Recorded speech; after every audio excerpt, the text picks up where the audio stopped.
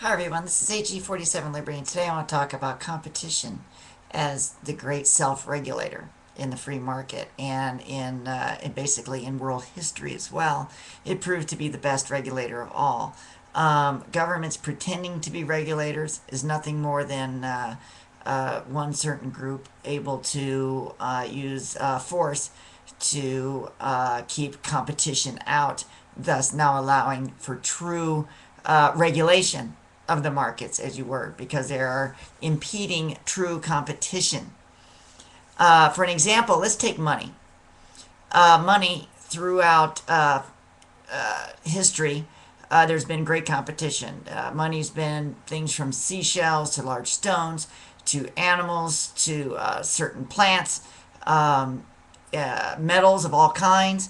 And what is proven out throughout history, what is proven out in the marketplace, is that gold and silver eventually became the most universally accepted form of money throughout the world. In other words, a medium of exchange. Every culture has it as something precious, something valuable, and they've decided, as a people from the bottom up, decided that gold and silver was a superior form of money compared to everything else as their primary means of medium of exchange. Um, so let's zip forward now to what's going on to current history. And our current notion of money is what the government forces upon us. And it is some sort of paper currency. And every nation in the world now, due to having a central bank, uh, enforces this artificial form of money. And the reason why it's artificial is that the government is forcing us to use it. If we do not use this paper money, then we are thrown in jail. So that's a form of force in order to make us use only one thing, which is paper currency. And as you can see through our debacles of what's going on now in the current economics of not just the United States, but the whole planet, things are going awry and into shambles because of this artificial medium of exchange being forced upon us called paper money or currency. I've written down some little things, and let me read it. The true money currency is gold and silver.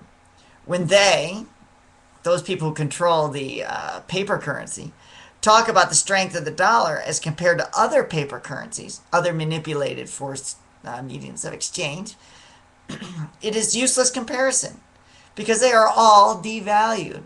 That's right.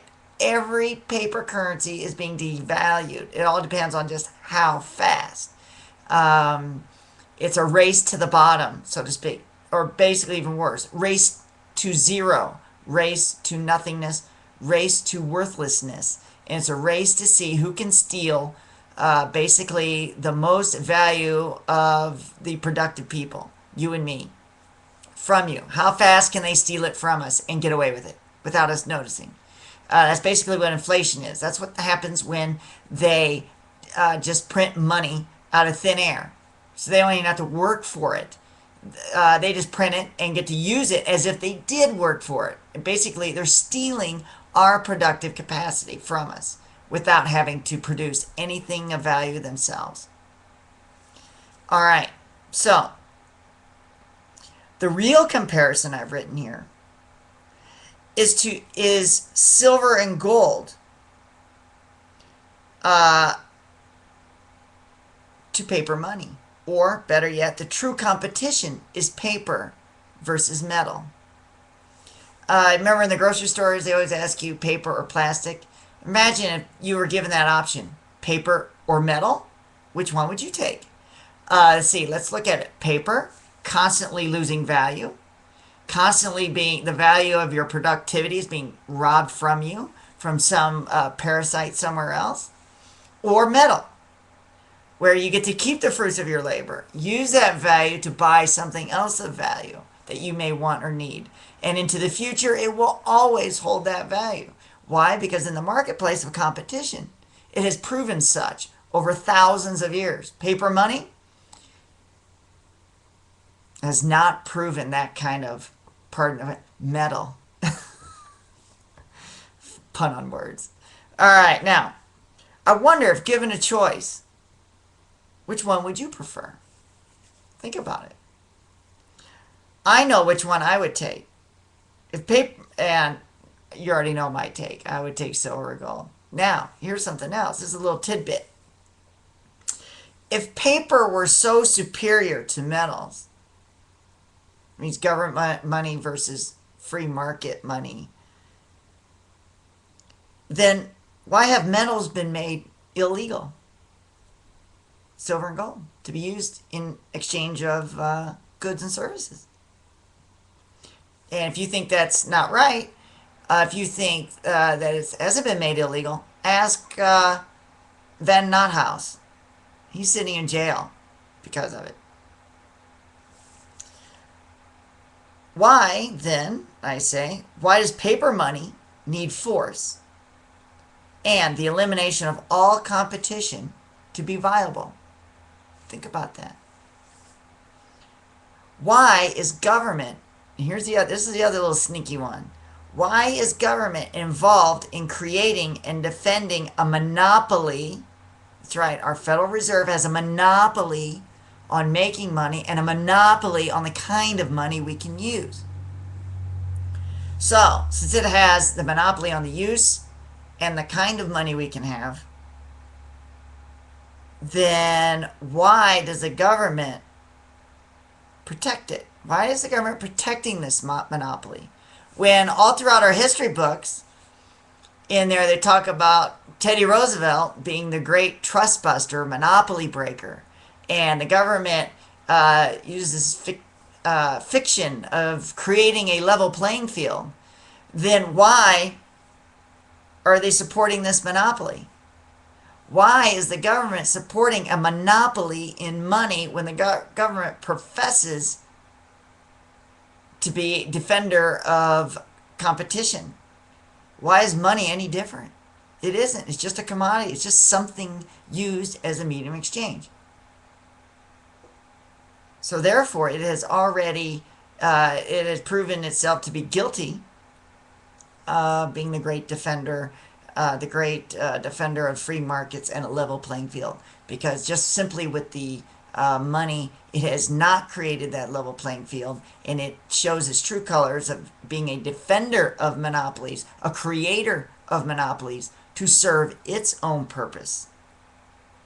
That is to buy your votes and to keep itself ever growing by promising things it simply cannot deliver any other way. That's why we are running such huge deficits. Look at it. We cannot sustain these deficits. They're now at 1.5 to $2 trillion a year. I predict at least $2 trillion this year. It's going to continue to go up. Also, here's another historical fact. During the 18th century, when we were totally on the silver and gold standard, primarily gold, our country grew at an annual rate of 10%. Now, from 1913 on, our economy we are not producing anything.